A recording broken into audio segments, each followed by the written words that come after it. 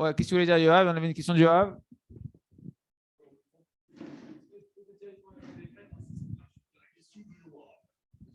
Je te disais que la Svara, elle est belle de dire que voilà, effectivement, l'air, il est purifié parce que si tu pries là-bas, etc. Quoi. Mais ça reste une belle Svara maintenant. Concrètement, chez l'homme, j'ai besoin que tu me dises des preuves de ce que ça va changer chez lui, ce que ça va faire chez lui. C'est-à-dire quoi, cet homme, il va prier plus Bekavana. C'est pas forcément Naron si tu es fatigué ce jour-là, Mazekachou, que tu vas prier Bekavana ou pas, parce que tu pries là-bas Kavouage. La réponse arrive. Très, très bonne question. Qu'est-ce que ça change pour toi?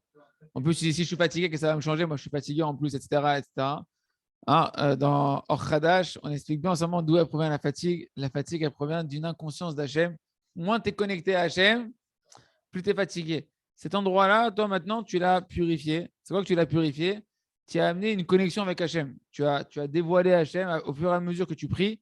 La tfila, c'est le dévoilement de la route d'Hachem, c'est la malchoute, c'est la émouna. Tu dévoiles la route d'Hachem. C'est un endroit là-bas maintenant où tu as un dévoilement d'Hachem. C'est-à-dire que tu as une connexion, tu as une sensibilité à Hachem qui est plus développée dans cet endroit-là parce que tu l'as purifié et tu as enlevé des écrans entre toi et Kadosh Baruch Hu dans cet endroit-là.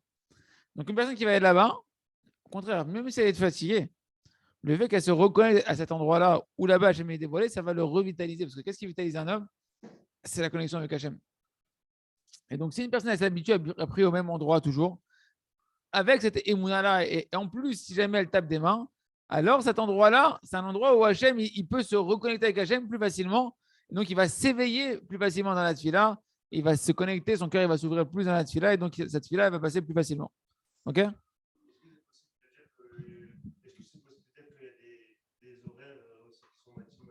Bien sûr, il y a des ratson. Bien sûr que Kol tfila, tu peux dire Vanim tefilati lecha Hashem et ratson. Chaque tfila, c'est un zman de ratson. Parce que tu es en train de prier, donc c'est un moment qui est propice. D'accord? Mais il y a des moments qui sont vraiment propices, comme Chatzot. On sait que Chatzot Laïla, c'est le moment où le chesed dans le monde, il y a un flux de chesed qui sort dans le monde. D'accord? Et il y a des moments, la tfila honnête, il y a des moments qui sont propices, bien évidemment. Celui qui prie honnête, c'est marqué que toute la journée, il va avoir le sourire qui va rester sur son visage. Parce qu'il y a une lumière, il y a une connexion avec Hachem qui est très, très, très propice à ce moment-là. וזה דאיתה בתיקונים, תיקון 23, ובהאי כוח ישראל מתקפין על אדום. Donc, on dit, c'est pourquoi c'est marqué dans les Tikkuné à Zohar, dans le Tikkun 22, c'est marqué là-bas, et par cette force-là, Israël, il se renforce sur Edom. Edom, c'est Esav, c'est les forces du mal. C'est-à-dire quoi? Qu'est-ce qu'il veut dire Rabbi Nachman? Par cette force-là de quoi? Il veut dire Rabbeinu de taper des mains et de fixer un endroit à sa prière. Et ben, grâce à ça, on réveille les 28 lettres de la création du monde. Et grâce à ça, le Dieu de Abraham, il nous vient en aide. Puisque nous, comme Abraham, on construit le monde. Et grâce à ça, comme le Dieu d'Abraham, il nous vient en aide, on peut se renforcer sur Esav, sur Edom, qui eux, ils veulent détruire le monde. Quand on parle de construire le monde, détruire le monde, encore une fois, c'est la conscience d'Hachem. Détruire le monde, c'est retirer Hachem du monde, de la tête des gens. Mettez dans autre chose qu'Hachem. Ça s'appelle détruire le monde. C'est quoi? Et en plus, comme on dit, Ayadaïm et Esav. Les mains, c'est les mains de Esav. Ça te quoi? Il veut te faire croire quoi, Esav? C'est toi qui fais tout. C'est toi qui agis. Il n'y a que toi qui fais avec tes mains. Il n'y a que toi qui. C'est les hommes qui font tout, qui créent le monde, qui créent les choses, qui font tout, etc. Et nous, c'est quoi? Nous, c'est Akol Kol Yaakov. C'est la voix de Yaakov, la voix de la Tfila, la voix de la Torah. Elle réveille la conscience d'Hachem que non, les mains, même les mains, c'est Hachem. Akol Zema, c'est Hachem. Koach Maasav Yigid La'amos. La force de ses mains, il a dit à son peuple. Et nous, le peuple Israël, on redonne les mains à Kadosh Baruch Hu. C'est Hachem qui fait tout. Ok? En tout cas, il nous dit ici, c'est une force qu'on a de combattre contre ça. Venu que par là, nous, on reconstruit le monde, on redonne la conscience d'Hachem dans le monde, on combat grâce à ça et on peut vaincre Edom qui, lui, veut détruire le monde. Comme c'est marqué dans Maseret Megillah, que si jamais on les laissait sortir Edom, les fauteurs et les forces du mal, alors elles détruiraient le monde. Boker Tov Rabbi Nathan. Ve'od, tsarer les salka, les haïkoar, les gabé chokma. Et là, Rabbeinu, il nous dit autre chose. Il nous dit en plus, il faut faire remonter cette force-là, dont on a parlé. Cette force, c'est quoi? C'est les 28 lettres de la création du monde qui sont liées aux 28 phalanges. Je vais voir ici en même temps. Ouais, il faut les faire remonter vers la Il nous dit en fait, ces 28 lettres-là, elles se trouvent dans la sphira de la Bina. Ken. Cette sphira de la Bina, c'est du côté, on a dit quoi la Bina? Elle est du côté gauche. Chorma Bina, Ken. Chorma à droite, Bina à gauche. En dessous de la Bina, on a quoi? On a la Gvura. Donc en réalité, c'est un Koach. On a dit Koach Ma'asa Vigidlamo. La force de ces actions, Hachem, Ken, elle est contenue dans la force de la création d'Hachem, elle est contenue dans ces 28 lettres, dans les 28 phalanges. Donc c'est un côté de la force, c'est la Gvura, et ça représente en réalité, c'est contenu dans la sphère de la Bina. Et on doit, dire Rabbi Nachman, les relier à la sphère de la Chorma. La Chorma, c'est le côté droit. Et ça va être allusionné en réalité entre les mains gauche et la main droite. La main gauche, elle va représenter le côté de la rigueur et de la Bina. Et la main droite, elle va représenter le côté du Chesed et de la Chorma. Et quand tu vas taper des mains, tu vas réunir en réalité la Chorma et la Bina qui sont comme deux amis qui ne se séparent jamais. Comme ça, il dit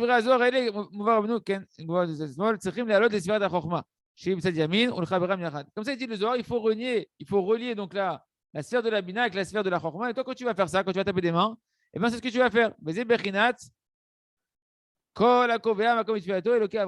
Il dit, c'est ça la notion que donc, ce qu'on a dit, que tout celui qui fixe un endroit à sa prière, le Dieu de Abraham, il lui vient en aide. Pourquoi? Parce que maintenant que tu es en train de prier, et que dans ta prière, tu es en train de taper des mains, et que tu relis la main droite, qui est la Chorma, avec la main gauche, qui est la Bina, Ken, et bien grâce à ça, tu mérites ce que le Dieu d'Abraham, il te vient en aide. Précisément le Dieu d'Abraham. Pourquoi? Qui est Abraham ou Yamin. Parce qu'Abraham, lui, représente le Chesed. Le Chesed, c'est la droite. Et toi, quand tu vas taper des mains, tu vas justement ramener, tu vas réunir Abraham, c'est-à-dire la dimension de la droite, à la dimension de la gauche, qui est le Koach Maasav Guide Lamo. Et à ce moment-là, eh ben, le Dieu de Abraham, il te vient en aide. Il dit,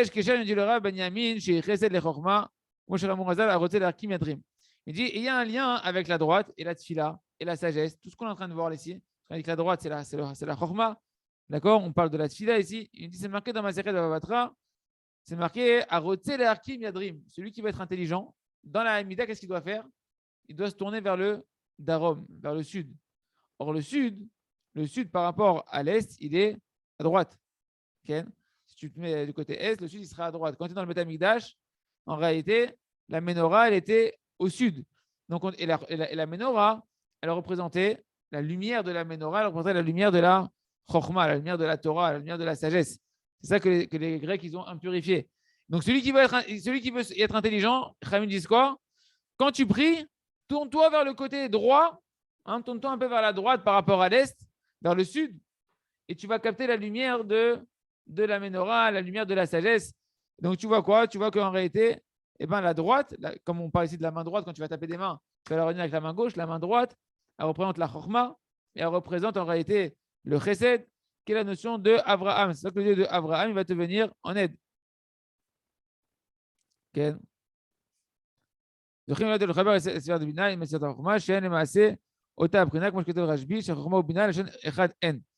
il dit Rabbi Shimon que la chorma et la bina, c'est une seule et même notion. Et ben, de la même manière, quand tu vas taper des mains, tu vas réunir ces deux notions-là. Et c'est Abraham qui est la droite que tu vas ramener à ces koach, à ces 28 lettres de la création. Et à ce moment-là, le Dieu d'Abraham, il te vient en aide. Donc ça, c'est une explication qui était un peu mystique. Pas trop s'attarder dessus, elle est un peu complexe. On continue. Ve'od, Eloké Abraham Bezro. Il donne une autre explication, Rabbi Nachman, que le Dieu d'Abraham, il te vient en aide quand tu tapes des mains et que tu purifies l'endroit de ta tefila par le fait que tu tapes des mains. Abraham ou Rishon, la saga d'Eretz Israël. Il dit Abraham, c'est le premier qui a eu la perception, qui a connu Eretz Israël, la Gdusha d'Eretz Israël, qui a pris conscience de la Gdusha d'Eretz Israël.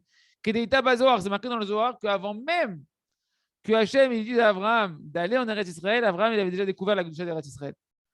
Okay? C'est marqué qu'Abraham, en réfléchissant, en étant mitbonen, il était tout le temps en train de méditer, Abraham, de méditer, de chercher la vérité, etc.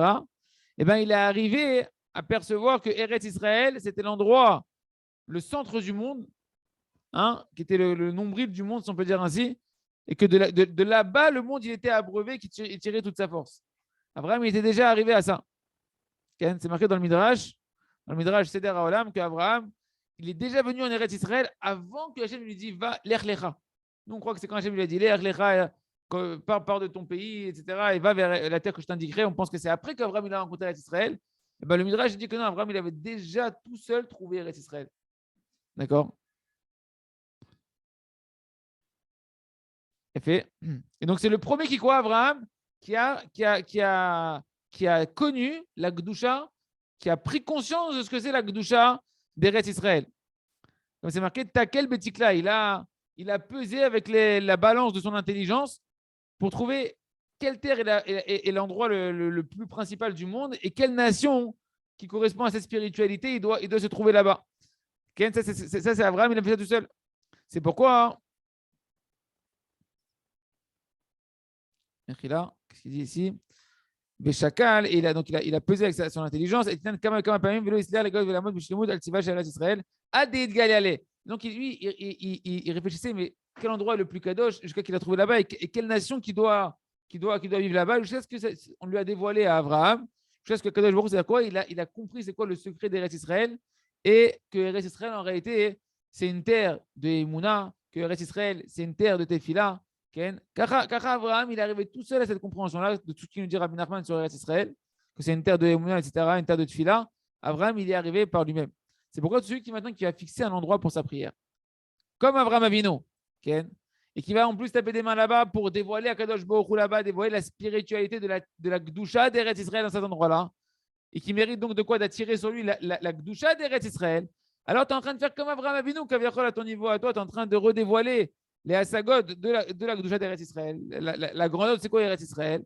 Et c'est pourquoi le Dieu de Abraham, il te vient en aide.